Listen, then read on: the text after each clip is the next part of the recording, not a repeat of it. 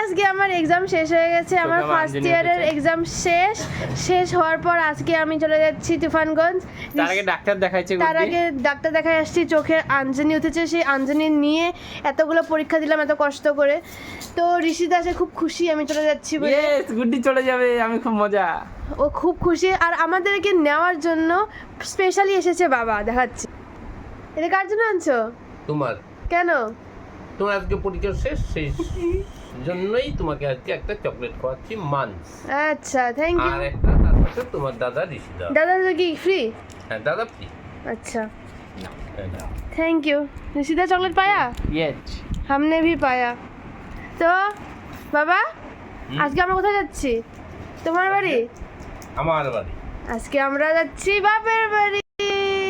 এই কুচ কুচ ক্লিপস, এই যে কুসকুস কি এই ক্লিপটা বাবা আমার জন্য যত্ন সহকারে নিয়ে এসেছে।